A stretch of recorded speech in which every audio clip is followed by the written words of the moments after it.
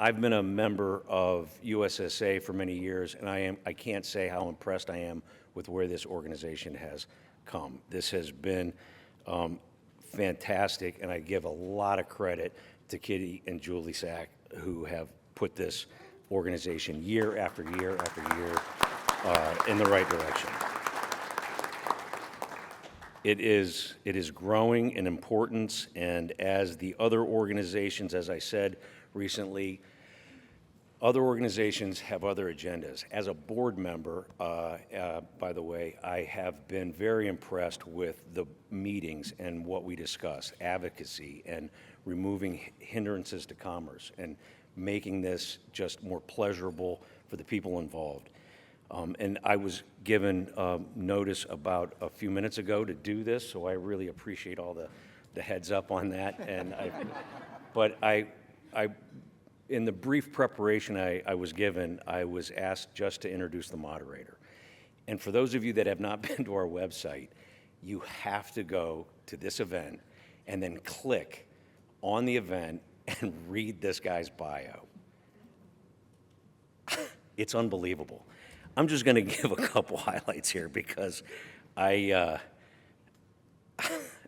expect him, as I said earlier, he will not walk across the stage, he will float, because naval architect, he is he was involved with Vosper Thornycroft, which minesweepers, stabilizers, I mean the whole, his career involves working with MCA, being involved with the development of the code of large yacht number 2. This is one of the most unbelievable bios. And Rob, I just want to mention, on his part-time, he got a law degree to do what you do, and you've got an incredibly impressive bio. But this is, ladies and gentlemen, I have the pleasure of honoring Peter Southgate. Thank you very much. You're too kind.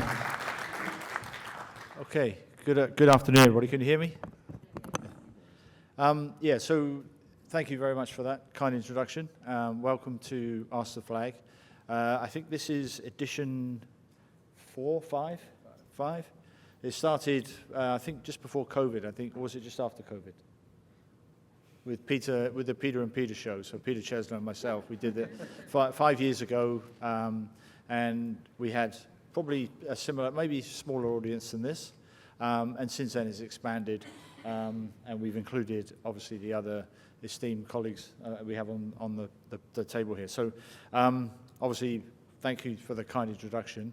I appreciate that. So the thrust, before I introduce the panelists, or before the panelists introduce themselves, for those, has anybody been to this before? Anybody hasn't been to this before? So, okay, so the format of the session is as exactly what it says on the tin, Ask the Flag.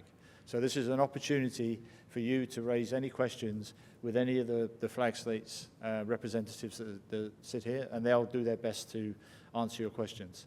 So it's a unique opportunity, and you know, I thank the USSA for putting this on for so many years, and obviously by the fact that every seat is taken is a testament to how successful this has been. So without further ado, I'm going to ask, I'll just go from left to right, or right to left, whichever way. Maybe if you could just give you a brief introduction of yourself and which registry you represent and what your main role is with the registry, please. Thank you. Ladies and gentlemen, good afternoon. I'm Seymour Harley, Registrar General, Jamaica Ship Registry. That's it? Yeah. Okay. My name is Laura Knoll. I'm a partner with the law firm Alley Moss, Rogers & Lindsay. I am not officially with the Coast Guard. I think it'd be very difficult to have somebody up here from the Coast Guard who could answer the scope of the questions that are usually presented, because they have different shops within the Coast Guard, different domains. So I'm here to kind of bring all that together in a summary way in terms of a focus on the U.S. flag. Good afternoon. My name is Kindenicia Moore, and I'm from the Bahamas Maritime Authority. Hi, Phil Node. I'm the Regional Director for the Cayman Islands Shipping Registry in Europe, Middle East, Africa area. So I look after safety and compliance primarily, but also do quite a lot of work on oversight, monitoring of classification societies as well, with the wider Red Ensign Group. Hello, I'm Peter Chesla. I'm with the Marsh Islands Registry. I've been with the registry for about 11 years. I am the senior senior technical manager for yachts. So I do have pretty much everything from compliance, safety, new build code, and IMO related questions. Thank you. So I am also, Phil is Regional Director for Europe. I'm Regional Director for the Americas for the Maritime Authority. So unfortunately, there's two of us here, but I'm moderating, so I don't have a say. So who wants to kick us off? Oh, straight away. Do we have somebody with a mic? Do we have anybody with a mic?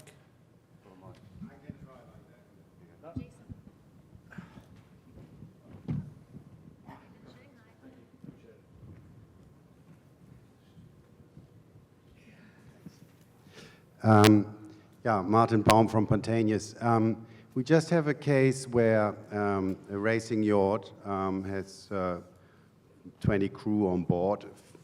10 of them are race crew that were just hired for the event for 2 weeks. And I think the law has changed, and I'm addressing this mainly to the Cayman Island Registry at the moment, but I guess it will also affect the other registries. The captain had made contracts with the race crew via WhatsApp, and they had a few things in there like the timing and the amount of money they would get. But as we understand, the law has changed within Cayman Registry that the employment contract must include certain things and has to be a really written employment contract even for the race crew, which will be just there for a week or two. Unfortunately, this boat had an accident. Now the crew members had issues there, and the P&I Club has taken the view that normally or technically there is no insurance cover because the contract wasn't sufficiently executed. And I think this is a real problem because the captains, they do what they've done for years, and suddenly the law changes, and then on the 1st of June the law applies. The accident happened on the 15th of June.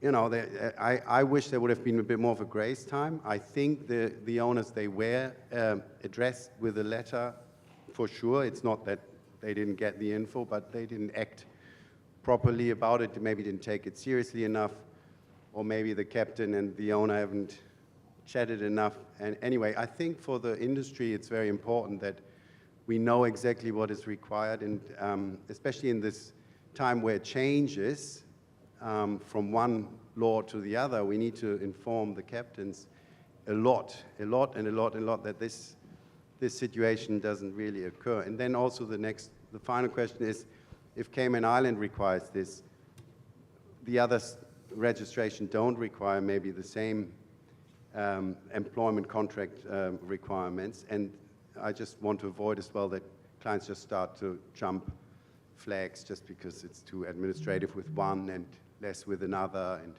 so maybe that's the question. Yeah, I mean, Phil, do you want to comment on the regulations as far as crew contracts are concerned for the Cayman Islands, and then maybe I'll put the question to the other panelists. Thank you. Yes, you're quite right. Yeah, this was a Merchant Shipping Act has been updated, and this came in as a part of that. In the first year, we're sort of doing a fairly light touch from the survey side. So as we survey most of our vessels, certainly over 400 gross tons, we survey all of them every year.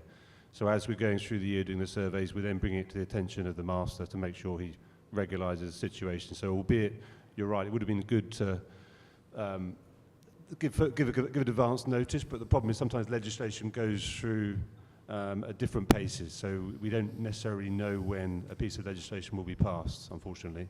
But what we are doing is in the first year being fairly light touch and not taking any action against them, just saying it needs to be done by the beginning of next year. So it's in force, legally, but we're not really pushing too hard on it until the 1st of Jan 2025. That's just an internal sort of policy approach to it. But it's a fair point on how, I guess it's more a legal point on what's considered to be the condition of the contract, if you like, in terms of signing it. I mean, I can take that away to our shipping master, because we can update our guidance note to add those sort of things in, but I guess it's an employment law matter, really. Perhaps someone else can, legally minded, can pick it up. The problem with your more tolerant point of view is that you still have a major effect with your decision to do that. The P&I insurer has to look at it very black and white. Or maybe we can convince the P&I insurer also to take a more soft approach. The fact is, the technicality is that the law has been implemented. Yeah, and exactly. so theoretically, the P&I insurance cannot pay even if they wanted to pay. Right. And that's a big problem. You know. Yeah, it's going to be difficult to reach all of our yachts anyway, because the ones under 400 are typically the ones that don't read our shipping notices anyway. So it's going to be a challenge for a number of years to come, because unless other parties, the owners' offices are up to date with that, the law firms are up to date with that, it will take a long time to, I think, for a lot of these masters to understand that this has come into force. But it's quite difficult, actually, for us to reach some of them, because unless they're being surveyed, as a shipping registry, we don't have that much contact with them. Yeah, so wouldn't it have been good, or can you not maybe change it to have a longer grace time, like that it says it's going to be, as long as some kind of written employment contract is there, that will still suffice for another 6 months or so, and that could have given the client a bit more time rather than one day to the other. Yeah, I'm not sure we can do that. We're just delaying enforcement at the moment, effectively. So it's enforced, but we're delaying and taking enforcement action. Oh, okay. So maybe we can. I think it's also important to remember a lot of the provisions are actually implied by law anyway. The contract is really a formalization of that. But Laura, did you want to add There's something? two components, I think, to the question. The first is to make awareness about the new Cayman policy that written seafarer employment agreements are required even on private yachts. Full stop. And you have a guidance note about that. There's some very minimum criteria. I think it's maybe 7 or 8 items. One of them was a little confusing to me. I read it. I wasn't sure exactly what was meant by one of them. I can't recall exactly which one. So that's kind of the first thing. But the second question I think that you're raising is just a marine insurance question, a legal question. And the important thing to remember in that analysis is that the contract of insurance is a private contract. So whatever the contract says is whether or not the policy is going to respond to a particular claim. And so if these racing crew members are considered, if the racing crew are considered crew members of the vessel, as per the policy wording, and that liability, their injury, would trigger a liability for the owner for which the policy responds, then I don't know what impact them having a written employment agreement or not would have, except that it may inform the analysis under the policy about whether or not they were a crew member. Is that what your question is? Is it relevant whether or not they had a written employment agreement? They are covered under the wording if they are employed crew members. Now, the question is were they employed or not, or were they Yes. just kind of illegally employed, because the contract didn't had these 7 points in it, but only 5 points in it, which is the time, the wage, and maybe the name and the date of birth or something, but not all the other provisions. So in the U.S., we have a body of litigation called Jones Act seaman claims. And one of the classic questions in the legal analysis is this person a seaman who can bring this cause of action against their employer? And there's, every aspect of whether or not a person is a seaman has been litigated. This, I think, would be one of the questions you would then start to ask in a new analysis. It'd be a new question in future cases. But generally speaking, under the Jones Act in the United States, the person has to spend at least 30% of their working time on board the vessel or contributing to the function of the vessel. And so they might be injured while they're ashore or at some other time, but in the U.S. at least, we would have a well-established body of law to look to for guidance to say, is this person actually a crew member of the vessel? I don't know what law you have. They're only 2 weeks on the boat. It doesn't the matter. race. They could. There's a famous case in U.S. litigation for a crew member who was hired from his house. He hadn't even stepped aboard the ship yet, but he signed his employment contract. The employer sent a taxi to his home to take him to the vessel. He was injured in a car accident. Never stepped foot on the boat. Jones Act seaman. Yeah, I mean, he was clearly going to be on the crew list. Opposite result in the other direction. If he signed off the vessel, ended his termination of employment, and got injured on his way home from the vessel, not a Jones Act seaman. But again, we have a well-established body of case law about this that we would probably look to for guidance in the absence of, clear wording of the policy itself. Thanks. Can I just put a question to the other registries on the table? I mean, how would you approach that issue? I mean, if they're employed on arguably private vessels, if they're still employed, how would you approach that, and how would you determine the contractual arrangements and rights? The understanding is that for sure you need to have the contract to be on board. Even for private yachts? Once you're going to be employed on board as a crew member, it's the there employment must contract. be an agreement which would cover your interest. And once the contract has taken effect, then if you're injured, you must be provided for accordingly. Peter, you got a view on that? Oh, sorry. Continue, sir. Please go ahead. Just to confirm, I'm with the registration department. I recognize that this is the seafarers in Manning, so I think I would go it on to expertise here. We currently don't require any form of contract on a private yacht. Only times, we've just followed under MLC. So we basically just anything that's under our yacht or commercial or passenger yacht status would require the MLC level contracts. We currently don't have.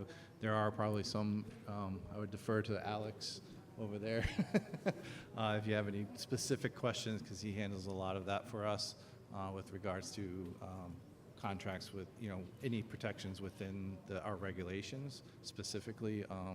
But generally, anything that's on a private yacht, if there's any issue with a contract of any sort, and it's a private yacht, therefore it's not an MLC, therefore it becomes a contract dispute, and you need to hire your appropriate legal experts to work that out. Alex, do you want to add something? Add anything to that? Can we get a mic to Alex, please?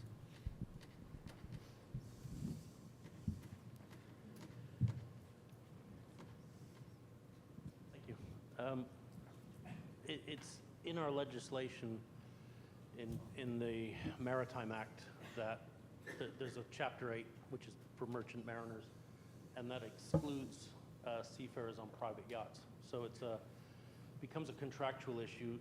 Having said that, we highly recommend specifically for yachts that you put in place some form of agreement or some form of employment agreement to protect yourselves. It's just common sense. So with all the legal, the insurance, and everything else that's coming, but it's more of an industry auto regulation aspect, because we're basically applying international regulation, and international regulation exempts seafarers on private vessels, because at what point do you stop? Does the owner driving their own vessel with a friend who's, cleans the boat from time to time, is that suddenly a seafarer or not? It opens up a whole sequence of different questions. So we have a very clear legal framework, but there's nothing stopping the industry auto-regulating itself and putting into place some form of agreements to protect yourselves, and those are contractual issues. Equally, if we get seafarer complaints on private yachts, they are a contractual issue, certainly regarding employment. So we refer that back to the, seek legal counsel or maritime attorney to work through whatever employment issue you might be having as a private seafarer. Yeah, thanks, Alex. I mean, again, Phil's got a comment, but again, and I'm sure it's the same with all the registries, that, you know, the fact that there are certain provisions that are implied by law anyway, so repatriation, medical care, right to wages, these things exist regardless of a contract. So, and you cannot contract out of a statutory obligation. So, you know, the fact that all the registries have these in provision, it doesn't mean whether if you've got a contract or not, you're still entitled to those rights. So, Phil, you were going to make a Yeah, additional just, comment? I won't labour the points too much, but we did update our guidance note to cover occasional workers and also day workers, particularly down, you know, I guess the same thing on this side, but in Europe we have a lot of day workers. And it was to make sure that they weren't signed as seafarers and they had an employment agreement ashore, because the local authorities are now checking, in the south of France particularly, what contracts these workers do have. And the days of going on just doing cash-in-hand jobs seems to have disappeared. And I think us and I think the Marshall Islands have you know, had issues in that regard. So anyway, in our guidance note, we sort of differentiate between seafarers, occasional workers, and day workers as well. Just So does that kind of answer your question, or not exactly? Okay, so who's next? Who's got a hand? Show me a hand. Oh, young lady at the back there. Sorry, I can't. If you could just introduce yourself, please. Hi, my name is Isabella. I'm new to this industry. I just started as a maritime attorney, but I speak boat, so I knew about this beforehand, but the legal side is novel to me. But wanted to follow up, we've had a couple of questions from clients in our firm regarding the enforcement activities of the various registries as it relates to non-compliance with the different rules. At what point do you decide that you're going to actually arrest a vessel, if at all? And what's your sort of enforcement procedure for when you have a private vessel specifically?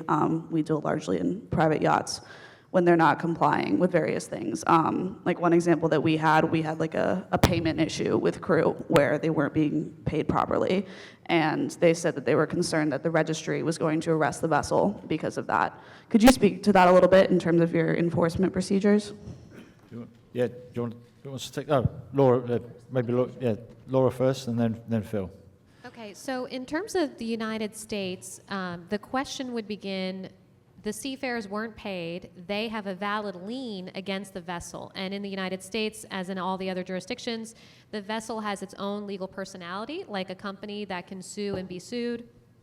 So, and generally speaking, seamen are considered the wards of the Admiralty Court, so their liens take priority even over things, you know, like mortgages.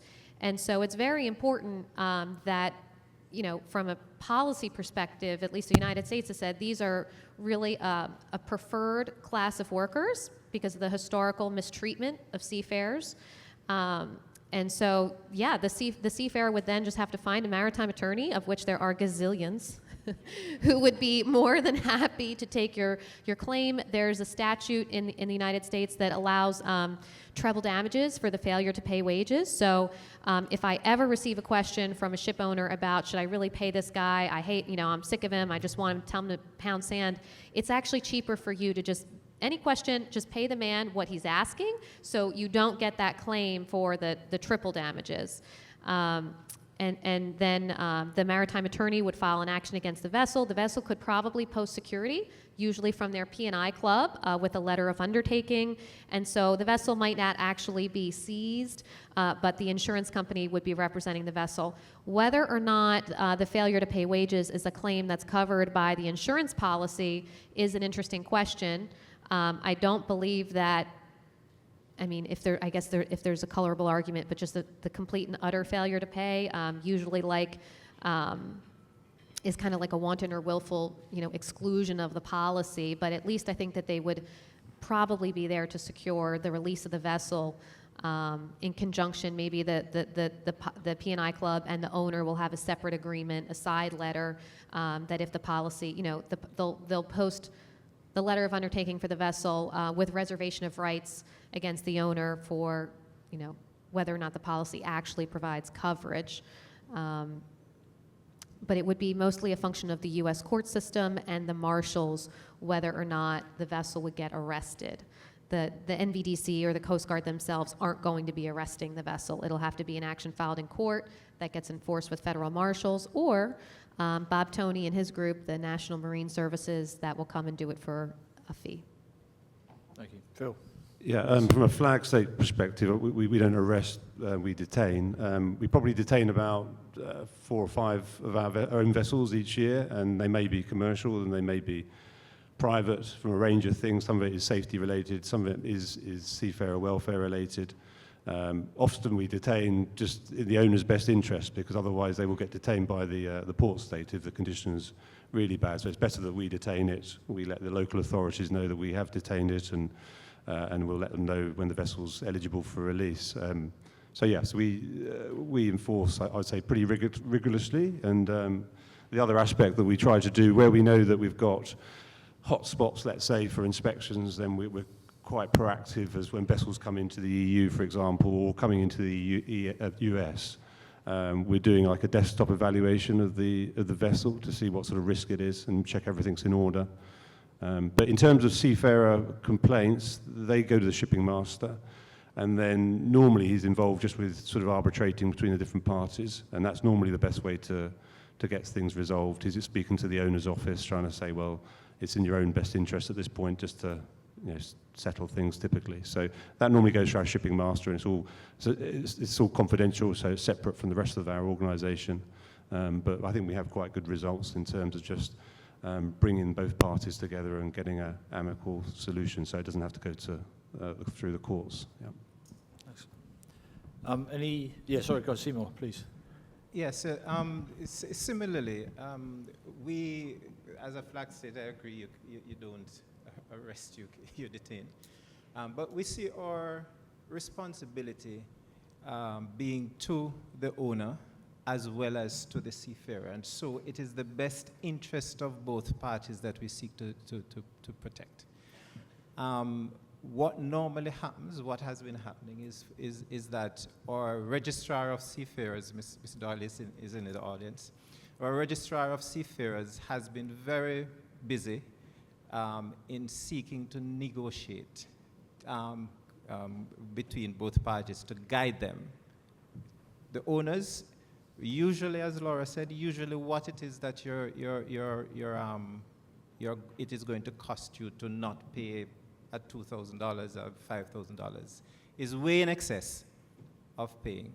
But we also don't believe that if it is that the owners ought not to pay, that they should. And we have instances where there are spurious claims against vessels. And so Ms. Darley quite often is challenged in seeking to find out what it is, where exactly is the middle ground, and to guide. And more often than not, we have an owner paying or the seafarer acknowledging that, okay, they would leave it. But there are instances, of course, where we have to say to a party, you may need to consider the guidance of private legal counsel. And we're there to provide support in as much as we can to both parties as is necessary. Thank you. The approach for the Bahamas will be the same as Jamaica. I think it's first creating a dialogue between the parties and resolving it as soon as possible. Where we recognize that that cannot be done, we do take the route of detaining the ship, and we have our inspectors in different jurisdictions who would assist with that. We also recognize that they can go through the court, which is an option as well. And with the court aspect, we are guided by the court, and that's how the registry for the Bahamas will proceed. Thank you. Peter? Similarly, we have, honestly, I can only really speak to more technical deficiencies and non-compliance. Again, anything that is seafarer related would go through our seafarer department specifically, and they would handle it. But we do have, depending on the deficiencies or anything that was found in non-compliance, we have basically a two-step process. We do have a rectify before departure, which is kind of an initial item, and then we do have a flag state detention.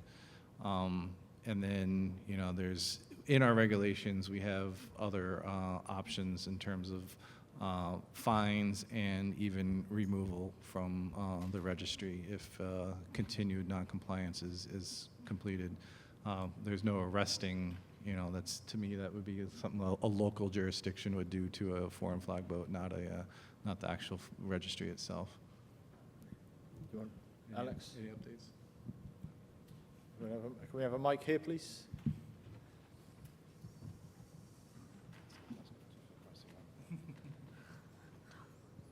Sorry, you're getting your steps in today, aren't you? So. Sorry.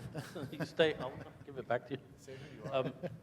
For us, we have actually detained. Alex, could you say who you are, please? Oh, Alex, Marshall Islands Registry. I'm the equivalent of the shipping master for the registry.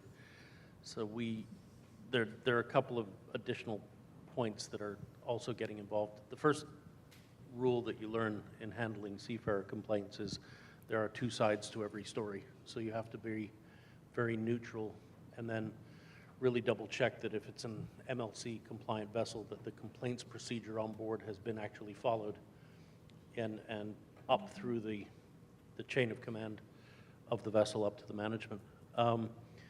Two other parts are local jurisdictions and labor unions, which are getting involved, and we're seeing that some complaints which could be easily arbitrated are becoming, they're being spun out of proportion very quickly, because at the moment we have both ITF, Nautilus that sometimes get involved directly, and local jurisdictions. If you sail into France and you have a seafarer's complaint, you're going to end up in the French courts, irrespective of what the flag of the vessel is. And that's just sort of an understood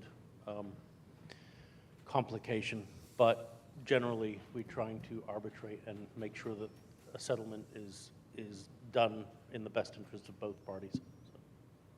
Thanks, Alex. So does that answer your question? Okay. Okay, we've got a hand here. David, please. Oh, is there one? Oh, did I miss somebody? Thank you very much. So, If you don't mind changing the subject just a bit, my name is Bob Brown. I'm an airline captain, and I also have the privilege of chairing a federal advisory committee on lithium battery air transportation. And what I've learned is you seem to have a problem in the marine world. And so what we've done in the aviation space is we now know that we have 2 fires a week in the aviation environment. You're typically one on an airplane, one in the airport. We know that because we developed a database to track all these things. And so my question for the flag states are, do you have an interest in developing a database for this problem? Again, I don't work in the marine world, but I talk to people in the marine world, and it seems like the problem, it's in aviation, it's in the marine world, it's in your garages sometimes.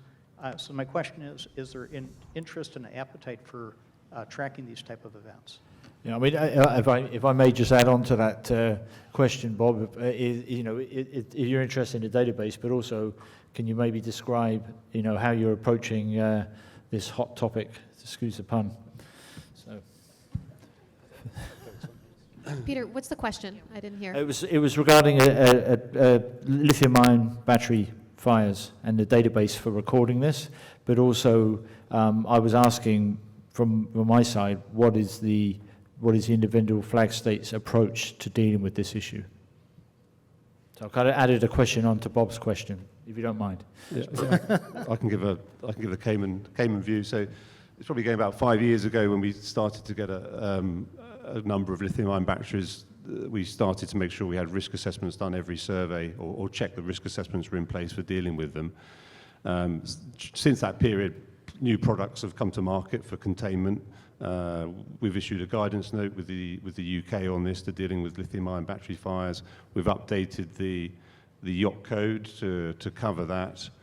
And we've tried to gather more data. So, I mean, we always do an annual casualty report, and we're always breaking it down into what the casualties are and fires, and breaking down what the fires are. So we are gathering more data. Always like more data, because it's good to base regulation on data. I mean, a lot of our code changes are based upon accidents and incidents. So, you know, I always welcome more data, as long as I'm not managing it. That's fine. Seymour. I'm quite sure the issue is something that we're actually taking a look at. I don't know that we have published anything on the issues yet. I don't know if our technical personnel would have anything more that they'd want to say on it, but really we're looking into it. Okay. Laura, any specific action the U.S. Coast Guard might be? Generally speaking, the U.S. Coast Guard takes a very hands-off approach to the regulation of recreational vessels. There's a very, very small area of the U.S. Code and the CFR about boating safety. It basically is kill switches for jet skis and a few other minor things, minimum elements of freeboard. So I don't know whether or not they are looking at the lithium-ion battery question. As is typical when you have a new development and a lack of regulation, it's generally speaking, an insurance-driven question, and about whether you can get insurance for the vessel given the state of the lithium-ion batteries. And so what I would say, again, not really having heard the question, but if I were advising an owner who had concerns over a special amount or bank of lithium-ion batteries, I would first ask them to communicate with their insurer, to find out if their insurer has a specific list of surveyors who are credentialed to inspect these type of battery bank assignments, and then issue a report about it, recommending coverage or not. But I imagine that if it were a sophisticated lithium-ion setup, that the underwriters would want a specific report, for coverage analysis for it. Anybody else? Yeah, well, just to say, I think we just have to be mindful to differentiate between the recreational lithium-ion battery toys, if you like, and not the main installations. So where we've got hybrid installations, they're typically subject to a very high level of scrutiny, either through type approval process and from the design and construction process and rules that have been developed by class society. So I think we're primarily looking at the toys and other equipment on board, and then insurance companies now do have clauses in there to make sure that you're in line with the UK MGN, certainly the UK P&I clubs that I've spoken to, they have a standard clause in there covering, and somebody else, Joe, might be able to elaborate on that, but that's already covered. Yeah. Yeah, just to say that the London market has something called the London Clause, which is directly points as guidelines that need to be adhered to. Well, they can't hear you. Yeah. You got to say it again. Just take. Hi, sorry, I just see we've got some insurers in front of me anyway who might be able to give more information. Sorry, Joe, can you say who you are, my name's Joe Assel. I'm with the Marshall Islands Registry. But it was to elaborate on Phil's point there that there is a London clause, as it's known locally, where if you get your insurance placed on the London market, they are requiring you to comply with this set of guidelines. It's a lot of confusing terminology there. It is guidelines, but they require you to comply with it. And if you don't, then your insurance may not be valid. So depending on where your insurance is placed, insurers are now taking a lead. And then, again, continue on, we do have a marine guideline with the Marshall Islands that does address some basic information on what you should be looking at in your risk assessments and everything for carriage of lithium-ion batteries, not including for propulsion level items, the toys and fun things like that. Anybody else like to comment?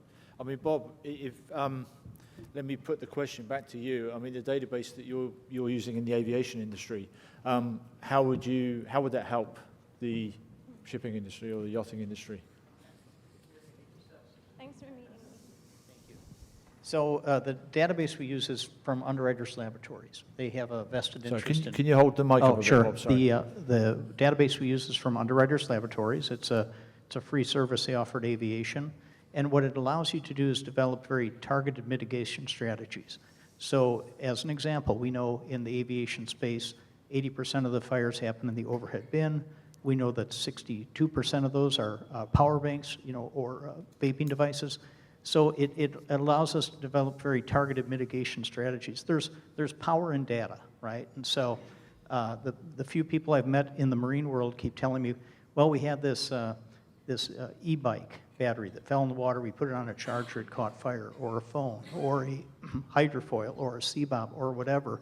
And so I think if you have data, you have power, and that's why I would encourage you to to collectively look at this and not keep it as just an individual problem. The TRIP, it's called the TRIP program, Thermal Runaway Incident Program, and it started with 4 airlines coming together, and today we have 35 airlines participating in it. So we can sort of learn from each other and develop mitigation strategies that work for our industry. And again, our industry problem is your industry problem. Absolutely, yeah. No, thanks for that, Bob. Sorry, go ahead. Just one other final comment on fires in general. I mean, there's been quite a few reported in recent years, but a lot of our fires have been not related to lithium-ion batteries, have been other. So the two issues that we've been trying to grapple with in recent years with the updates of our codes has been fire and flooding through garages typically, but then fires in general. So what we're trying to do with the new revisions of the code, we're giving opportunities for builders and designers to put on a fire suppression system on the yachts, on the smaller yachts, the short-range yachts, which is generally where we've seen all the losses.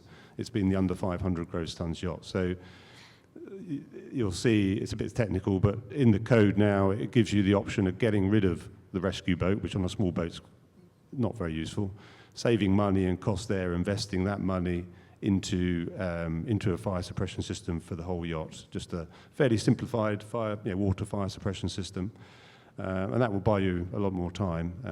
And it won't cost you any more money. It won't cost you any more weight. So that's what we're doing initially, and then we're going to sort of try and impose that onto yachts, of unrestricted yachts as well, so which are under 500 gross tons. So we're trying to give something back to the industry to encourage them. It's an option at the minute, but and I think a lot of owners of those smaller yachts don't realise they don't have a fire suppression system, to be quite honest. They bought a boat and they just expect it to be there. It's not till they're seeing their pride and joy burning down and they're in the tender and they're wondering how that happens so quickly. So I think there's a bit of ignorance there as well, is what's provided. And I think that's the best we felt we could do, was give it as a voluntary option, which should be cost neutral, but hopefully should save a lot of money. Yeah. So can we get the mic to David, please? Well, I don't want to give you whiplash, but my question is a follow-up to the one that was asked earlier about flag state detentions. And the question was, how do you affect a detention outside your jurisdiction? Like the vessel's in another port state, you need to detain her, how do you do that? How do you carry out a detention when the vessel's outside of the jurisdiction? So, for example, in Italy or whatever. Yeah. Well, we issue the actual detention. It is a piece of paper that is provided to the designated person, DPA, however it is supposed to go on there. Usually, it's being detained because it was recently inspected. So, an inspector, whether directly with us or a contract or whatnot, would be available there to issue that said detention.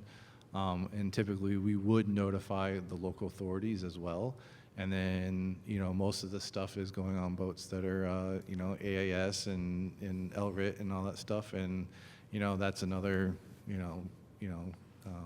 mark against them if they try to jump detention. There's no, we're not chaining the boat to the dock or anything like that.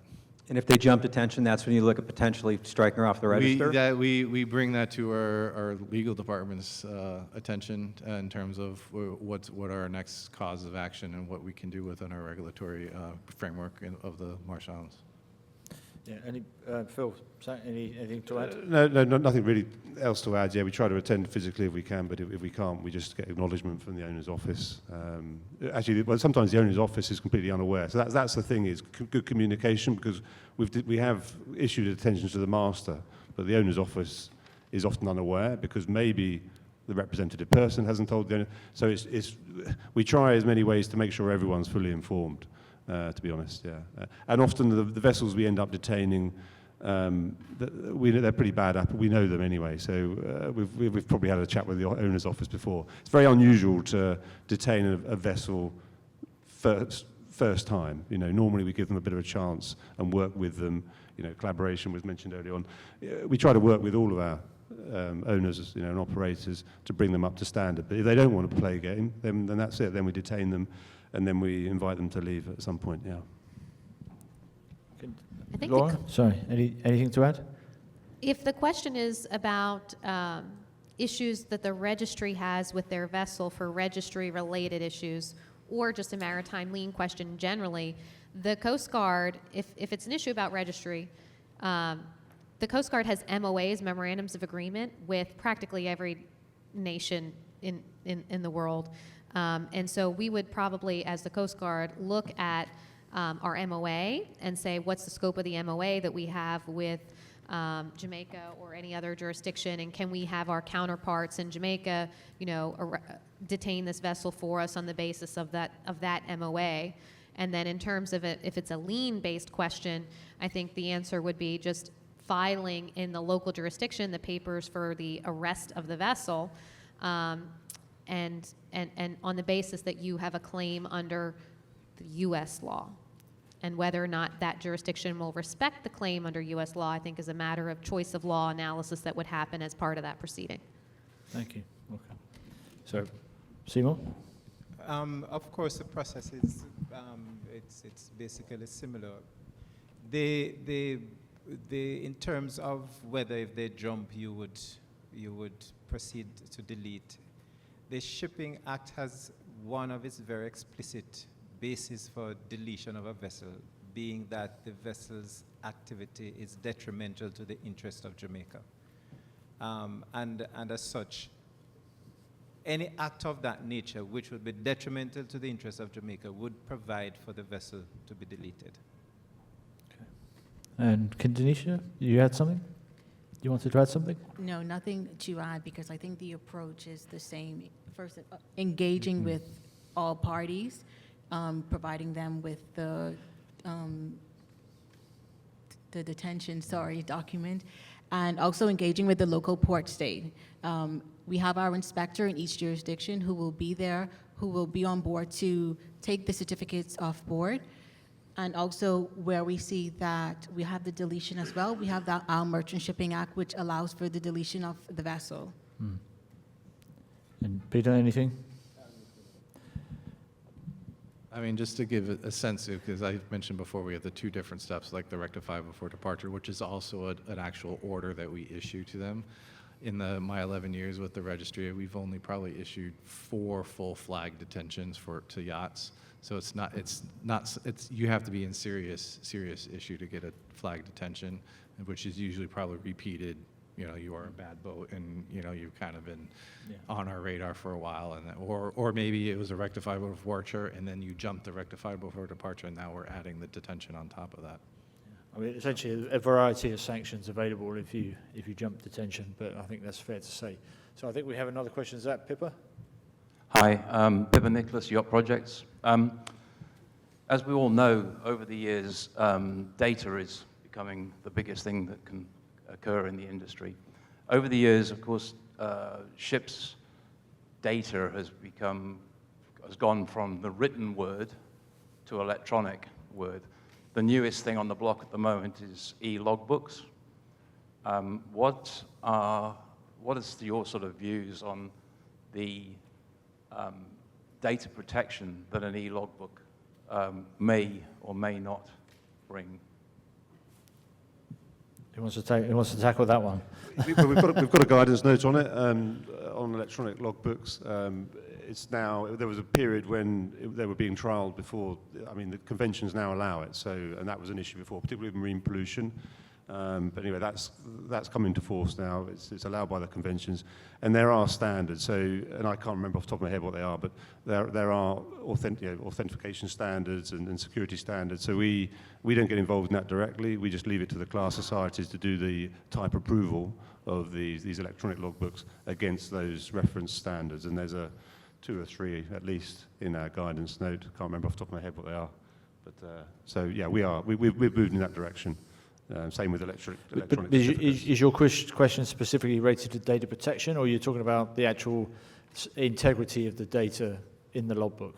I'm actually more thinking about the ability, for instance, for a crew member to say it's been done as opposed to actually physically writing it down. So I think I'm probably getting towards the automation of the logbooks as opposed to the physical. I mean, I realize, we provide e-logbooks to vessels, and those are all class approved and have type approval certificates. But my concern has always been or is, as to the reliability of the data that is in the logbooks, and how are we going to monitor that? Well, I've actually got one incident comes to mind. Recently, there was a galley fire on a yacht, and the first officer had been they'd been checking all the fire doors weekly, but this fire door hadn't been working for a long time. So I guess that doesn't change things. I mean, he was falsifying the records, and he lost his job as a result of it because the fire spread outside the galley. But he had been going around just tick boxing. And that's going to happen whether it's electronic or manual. So I don't, in my mind, if that's the question, yeah. Yeah, but too, I mean, I don't know how much you know about them. They're becoming very automated now, so that the data that is being produced by various senders around the vessel, we are taking that data and we are propagating it into a logbook automatically. Right. But that data must be auditable, and there must be an auditable trail of how it arrived, and so Yeah. I think that's the key. Yeah, I guess key there there. is, yeah. Thank you. Two hands came up. I'll take Gab. Oh no, you've got a mic. So Very quick, I'll come because to it you adds next, on Gab. to that. Just a very quick question. The paper charts, are they still the legally required documents on any boat? Is that still the law? Instead of electronic charts only? I think it's pardon me, if it's disjunctive, either you have the electronic charts or you have the paper chart, the electronic logbook or you have the paper logbook. I'm talking about charts now. Yeah. Okay, I'm sorry. Charts, You yeah. did say charts. I thought I misspoke about No. that. So the answer is yes and no. At least when I was sailing, we had both ECDIS and paper charts still, at least for those areas that we were actively navigating. We didn't maintain paper charts for all the jurisdictions that we didn't actively navigate in because it was so easy to get the ECDIS charts, uploaded directly to the approved chart navigation system. Phil? Yeah, I mean, it's probably going back a couple of years ago. I know the UK Hydrographic Office was trying to discontinue charts, and down in Australia as well. But I think part of the reason they did that is because they were trying to start a working group for mini ECDIS as well, for the recreational sort of side. But they didn't get any industry engagement. And whether it was intended to do it that way, a clever trick. But once they said we're just going to discontinue, then industry has now decided they want to start the working group to look at ECDIS that are suitable size and standard for smaller vessels, so the 500 and below gross ton sort of market. So at the moment, as far as I know, you can get your paper charts, and they haven't given a time for withdrawal now, but they still are intending to move in that direction. But they're just now they've got a working group on the mini ECDIS. But the only legal chart you have to have on the boat is a paper chart. Yeah, That's yeah. it. Well, If unless you don't have one. Unless you're over certain gross ton, there's ship types and gross ton thresholds where you need an Yeah. ECDIS as well. So I should say yeah, you have to I think go the away and question, read Phil, SOLAS was- for that. Okay, but, thank you. Yeah. I think the That's- question was about paperless bridge, what you would need to do to achieve a paperless bridge. I think that's what the question was, not about the retention of paper charts. Right. I mean, as from our perspective, is the only electronic stuff that we even approve is a full ECDIS system. So whether you have the full ECDIS with the double backup, or you have the electronic with the paper backup, depending on where you are. So you're not required as long as you have a full IMO approved, class approved ECDIS system on board, and the crew has the proper training as well. Yeah, thanks. Anybody else got any comments? Can we get a mic to Gabby, please?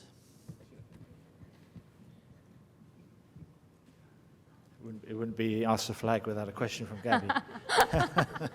Oh, God. Hi, my name is Gabriella Kramer from WICO. I'm a DPA and a CSO. So my question to the panel is, this morning I heard that you're looking at a harmonization between multiple flag states of the yacht code. Part one of my question is, does that apply to all flag states sitting here today? Part two is, whenever that moment does come, if you are able to share a timeline, great.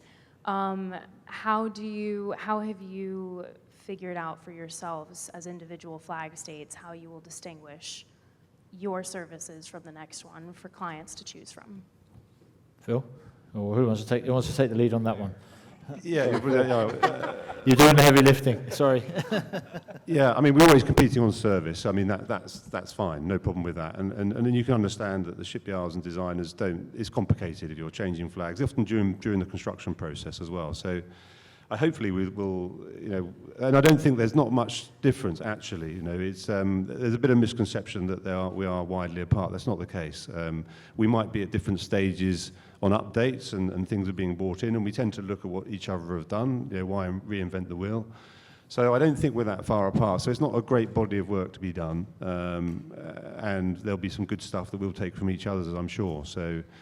If we don't agree on something, then it's quite easy just to have a national annex where you just pull out the bits of the difference, just to make it easier for people to understand. And then the shipyards might say, well, it doesn't cost much more to add that stuff in, so we'll just build it into the specification.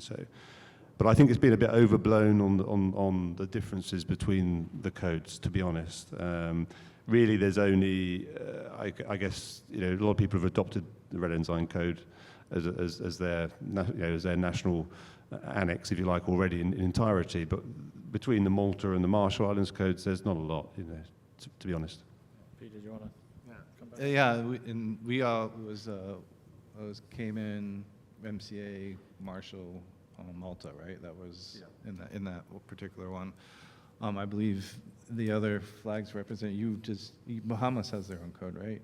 Yeah, they do have their own code. But one of the things that we have been doing, even though while that's kind of in discussion at the moment, we have taken initiatives where we've gotten feedback from the industry to find a common ground on certain items. If there's a specific item within it, and one of them recently was the tonnage interpretations. So we worked with IX class societies, the primary yacht that do primary yachts, and then multiple flags came together, and we all worked on an interpretation that everybody could agree on. And I believe we've issued I forget the actual document we issued, was a marine notice or anything like that. And I'm sure you guys have as well, that we've adopted this interpretation and we're submitting that to the IMO, I believe, right? So that will be an interpretation for yachts because, just to level the playing field. And if there's anything else that comes up, we hope to do find the same thing. If there's another issue the industry is having, or we see an issue where we're fighting each other because that we say this and they say that on something that's big like tonnage, which can affect a lot of things because 499 and 500 is a big difference, or 85 meters and 84.99 is a big difference as well. For load line stuff, so we can look at those types of things and determine, we work together essentially. So we're not just in our own bunkers and fighting for our own stuff. It's trying to be proactive for the industry itself.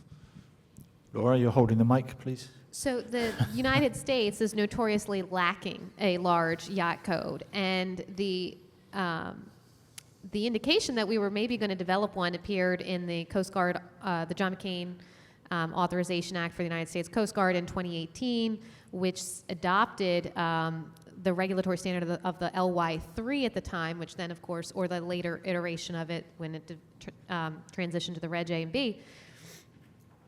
And that particular statute had a 5-year deadline for the Congress set for the Coast Guard to develop its own large yacht code, which is 2018, now we're in 2024.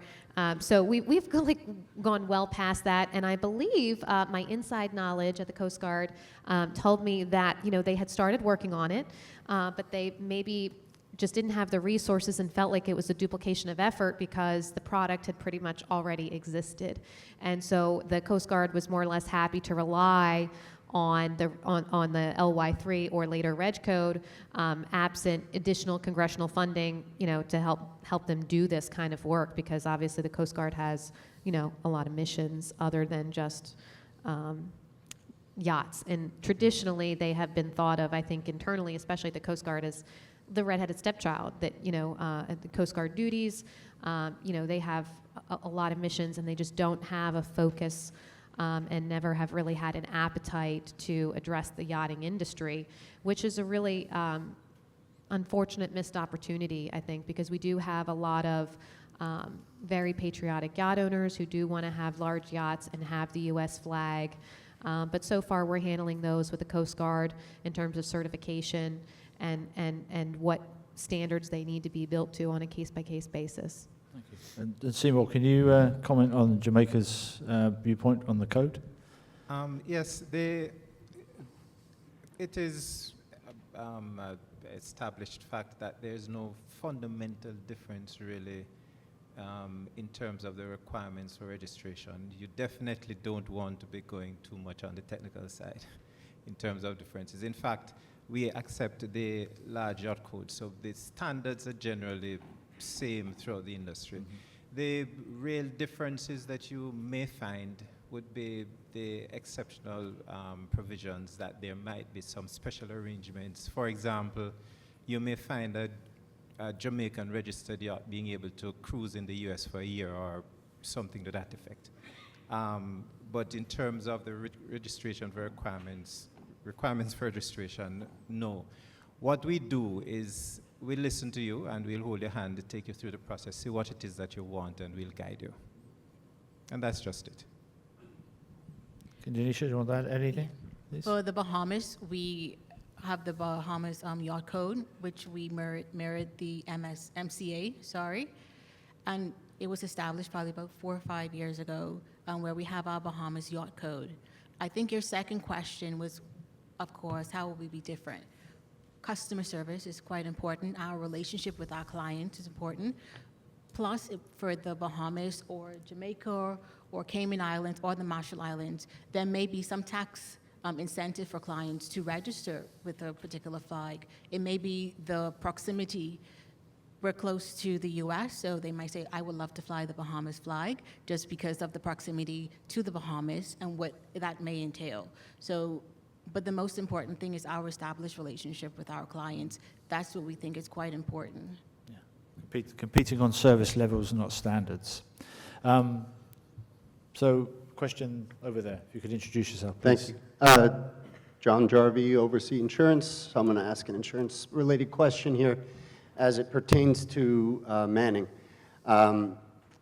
When you have a privately registered vessel not held for charter, insurance companies, especially this is P&I Club related, traditionally stay out of the business of the flags but require that the vessel is up to flag compliance. Right? And so as long as the captain is flag compliant, then he's approved on the insurance. I understand in recent years, an owner took the helm of a 35-meter, put it on the rocks, and technically he was compliant with the flag because there was no manning requirement on this privately registered vessel. So some of the clubs have started to add language about this.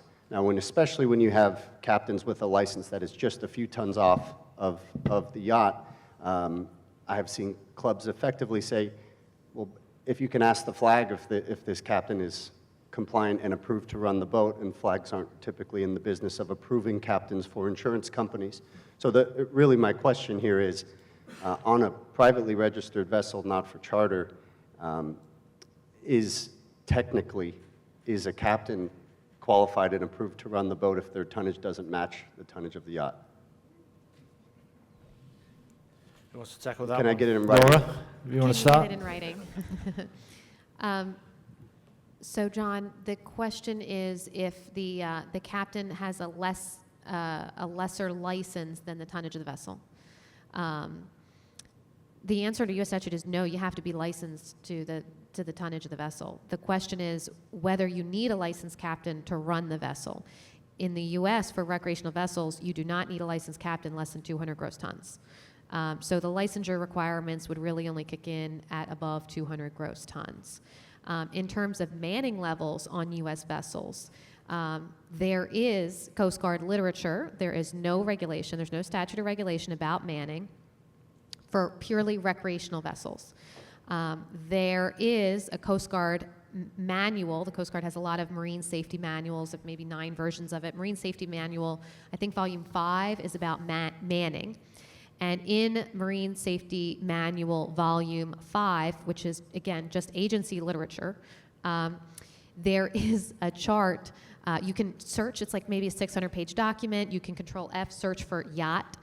The word yacht appears, and there's a chart that is, there's a chart that's suggestive of the manning levels that you should have on a yacht, but it's not nearly detailed as it should be. It doesn't really get into the thresholds of, tonnage increments, either by tonnage or length or any kind of, it basically just says like one licensed captain, one engineer, and enough people to do watch standing depending on the voyages that the vessel's taking. So if you're on a 3-man watch system, you would need to have that minimum. This has only really been an issue in the United States. I'm aware of one U.S. Coast Guard enforcement action which resulted in a commandant decision where a yacht was being navigated with not enough crew, and the Coast Guard issued a penalty to the owner for insufficient crew, and the attorney for the owner raised all these issues that, look, there is no rule about the crew, and we thought we were doing enough, and that decision's called the Mr. Terrible. It's the name of the vote, so it's quite memorable, the Mr. Terrible. You can FOIA it from the Coast Guard, or I can send you a copy.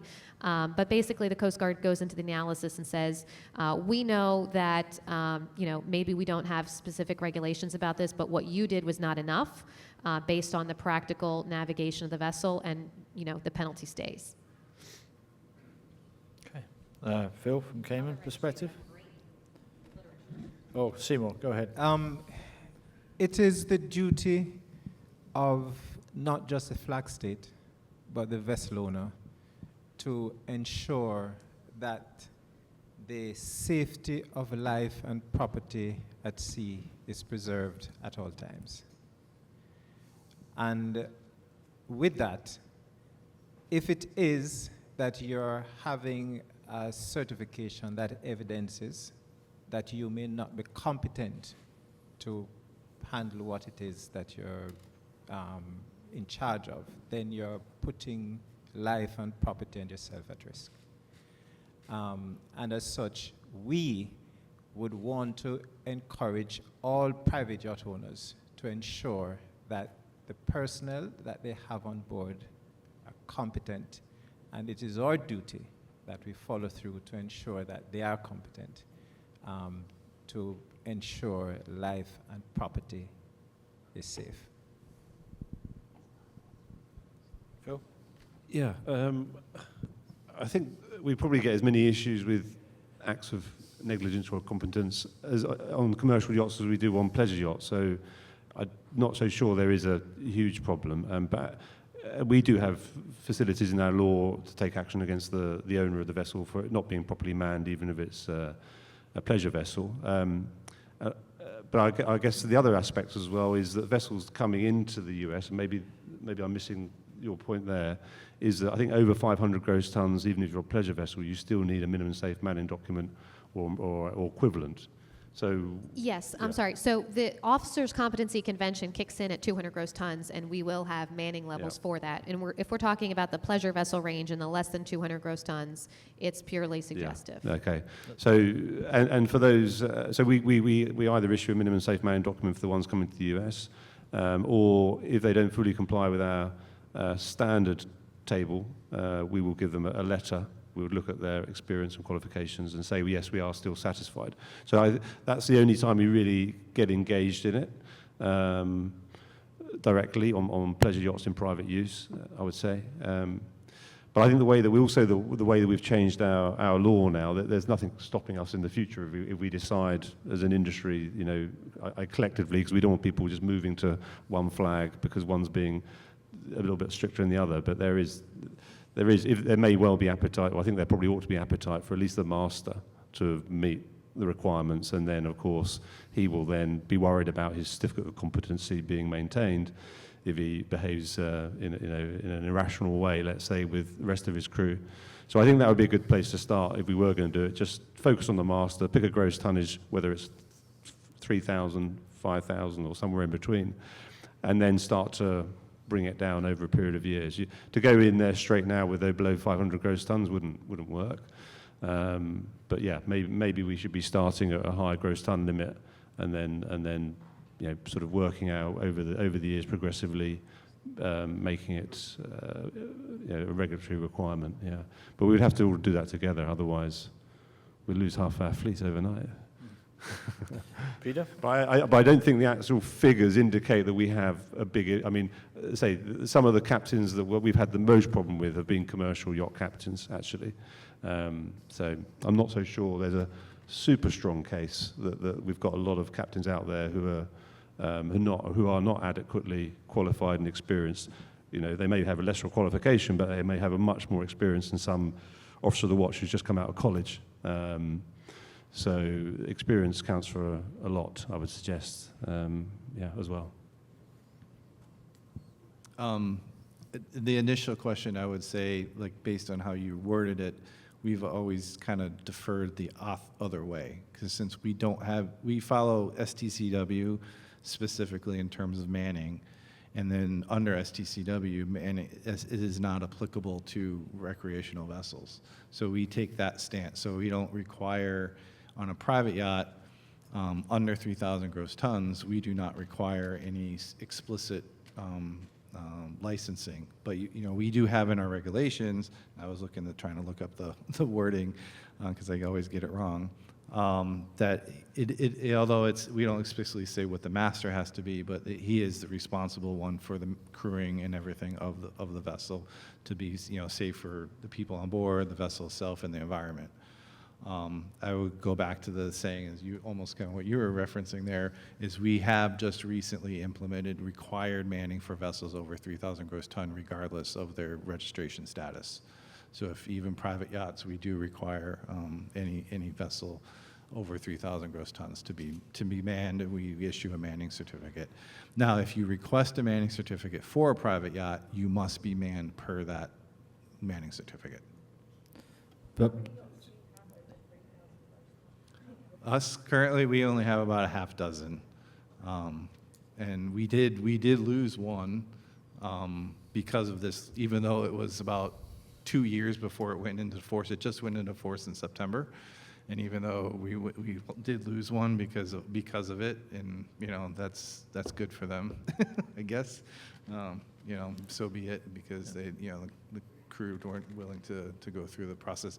And that's a little plug here, is that the Marshall Islands, we only offer 2 actual licenses for crew, and one of them is an unlimited master's yachts. So if you have your 3,000 MCA, we do have for an upgrade where we introduced that in 2014, actually, so it's been 10 years since we've introduced that. And so that's so we have, not only do we enforce the rule, we have a solution to that rule. So, anybody? Oh, no, I just forgot to mention, passenger yachts actually, which are private, we also regulate fully. So there is mandatory requirements there. So it's not it's completely lax. There are areas, and I think it's a case of over a period of time working down the tonnage scales. Yeah.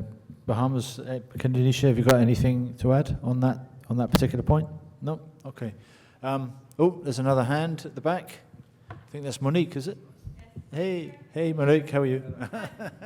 My name is Monique Weber. I'm a yacht agent in the Pacific Northwest. I have one statement and 2 questions. So I deal with pilotage exemptions in the state of Washington, and very often we have captains whose licenses are less than the gross tonnage of the vessel, and it is often a topic of discussion whether or not that captain is qualified to run that vessel and have an exemption.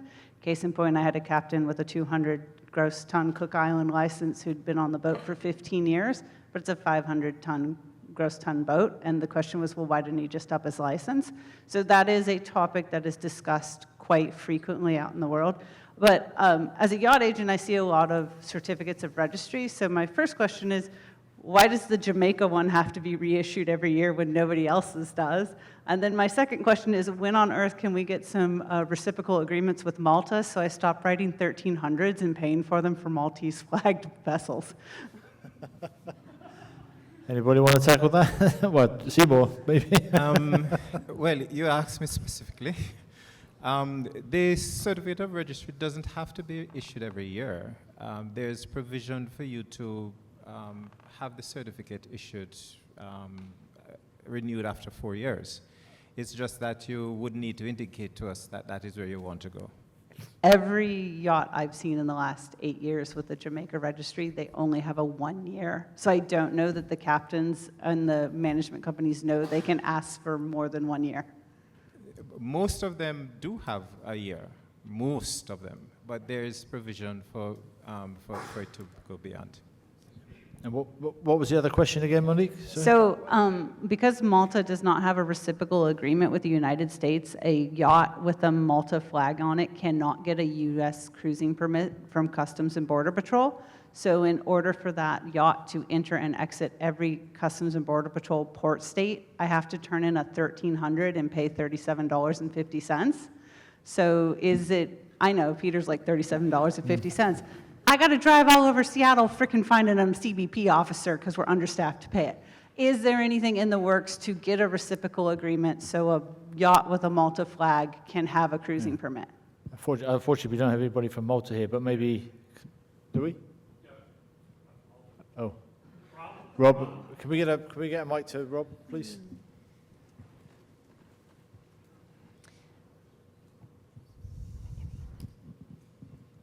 The problem with that is on the Maltese end, because it does require a finding of reciprocity, that U.S. flag vessels are given reciprocity in Malta in regards to cruising within Maltese waters. And at present, they are not. And I've been told that it would be politically difficult to get Malta to change that. So for the moment, keep those 1300s on hand. No, and that's why you don't see so many Malta flag boats at the boat show here. Yeah. So I think maybe have a chat with Malta and Well, they've tried, Peter. No, seriously, the attorneys in Malta have pushed for that, but it's a political issue, and they've told me it's just not going to happen anytime soon. Yeah, yeah. Cruising permit reciprocity is a key issue, and I think most of the flags here have that. Some flags don't. So, okay. Any other questions? Can I have one more question? Oh, yeah, go ahead, Rob. Well, that was an answer, so that didn't count. This is a question. You've earned this one. Yes, okay. My question was for Condicio on the Bahamas. There was a period when the Bahamas had either slowed or stopped issuance of new registries for yachts. And is that still the case, or are they being issued in the ordinary course? Do you mind just repeating the last I said three that, words? the Bahamas had stopped or slowed issuing registries for yachts, private yachts. And my question is that still the case, or are they now being issued in the ordinary course without any delay or holdup? Transcripts, I think you mean, Rob? Transcripts? Registries, as in registering the boats as private yachts. Okay, so I'm not aware of us stopping the issuance of the certificate of registry. So we are open and we are available.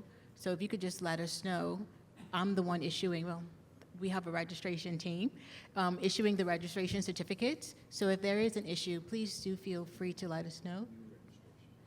Yeah. So it's new and existing registrations. We are accepting yachts from 12 meters and above. Kenesha, can you comment on if a yacht owner wants to get a transcript of registry, what the process for that is and how we can expect one? Okay. So for a transcript of registry, that will be emailing us. We have to review the vessel's file. If there is something that we see may be out of the ordinary, we do liaise with the owners to ensure the records are updated accordingly.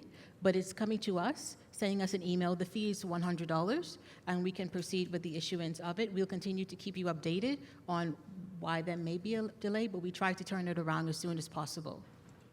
Okay, thank you. Question here? Hi, Julie Dunham with Robert Allen Law. This is also directed to the Bahamian Registry. We started down the route with issuing, going with the Bahamian flag, ran into some issues where there were approximately 17 to 19 pending registrations that were held up, where the clients ultimately pulled out. And we are having problems with clients getting renewals. So I'd like to know what your advice is for us as a law firm to give to our clients. I think the first thing is of course, it's unfortunate that you experienced that, but we are available and open to accept all new registrations. For the 17, as I said, it's unfortunate, but regarding the process, is completing our registration documentation and providing it to us. We have the yachts at bahamasmaritime.com, and we are available to assist therefore. I'm not sure if I heard the last bit of it. The last bit of it was what we tell the clients that currently have the Bahamian certificate, how to get a hold of you and how they renew it. But I also have one more question. Do you still require the pre-registration surveys? So for the pre-registration, it's the R102, we got the R105, and also those are 2 forms just so we can see who owns the vessel, who may be managing or the superintendent of the vessel. We get, if it's an existing yacht, we do ask for the documentation from the previous flag. Of course, for new yachts, they wouldn't have any details. The technical review takes about a few minutes. We try to turn it around as soon as possible. So yes, there is a pre-registration inspection, but it's a simple process of us knowing who is the registered owner of the vessel and who may be managing it. Okay, and what's your average turnaround time for a new vessel, new registration versus just basically a title transfer from a So providing all of the documentation is provided. That's receiving the original bill of sale. We have the notarized R103 and R105. Providing we have all the documentation in place, we try to turn it around as soon as possible. I can't say, oh, we're going to turn it around in 5 minutes, because that may be impossible. But we do try to turn it around within a day or so, providing all of the documentation is in place. So what we try to do is say, let's work towards a registration date. Let's work towards reviewing the documentation in advance so there is no delay. Okay, do you require the originals in your office to start the review process, or will you work off electronic copies with originals to follow? So at the moment, we're in the process of updating our MSA, but for the current MSA, we do require the originals of the original bill of sale, the original notarized R103 and R105. Okay, thank you. Okay, so I think we're rapidly running out of time. I think we've probably got time for one more question, because I realize we're keeping you from cocktails. Gabby. Gabby, the floor is yours, please. Gabby.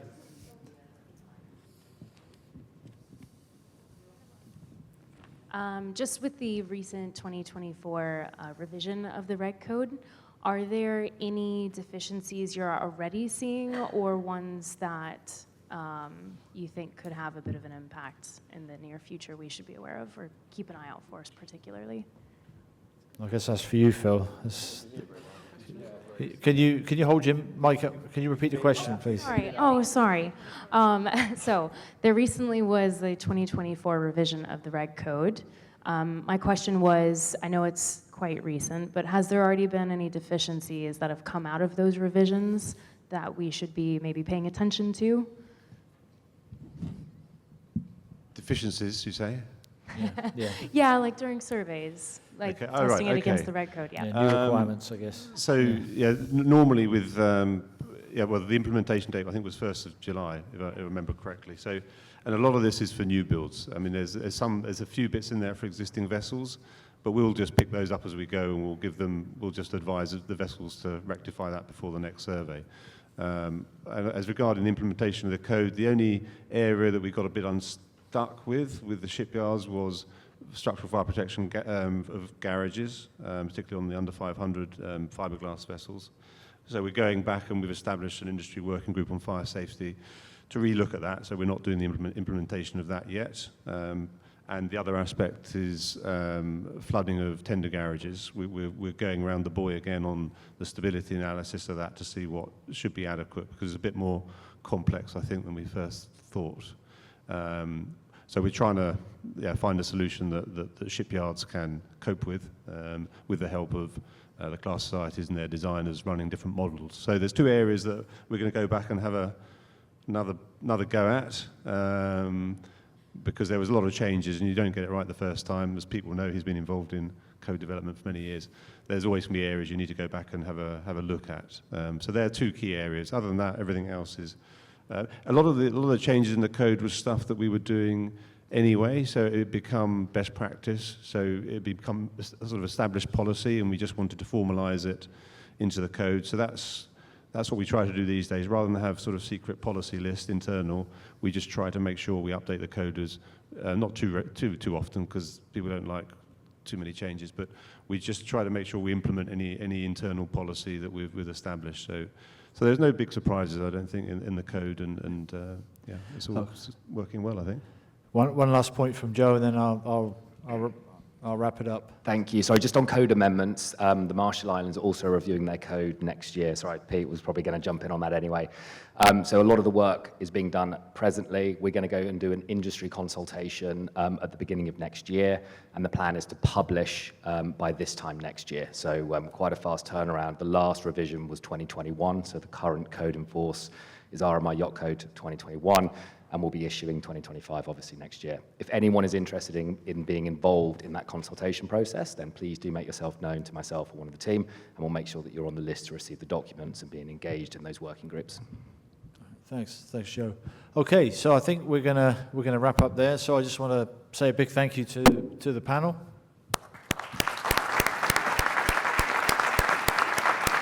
And thank you to you all for coming, and also for the excellent questions. So, and of course, thank you to the USSA for putting this on. So, yeah, that's it from me. And we just want to remind you, tomorrow morning, Masters of Class, where we'll have ABS, American Bureau of Shipping, Bureau Veritas, Lloyd's, RENA, and possibly DNV will be up here. And if any of you guys have any questions for them, meet me over at the happy hour, and I'll take my pencil and paper. But if you're not going to be here and you got questions for us, you can always find the video from the wonderful Between Two Yetis. But it is, please be here tomorrow for the Masters of Class if you can make it. It's going to be a good event also. Thank you.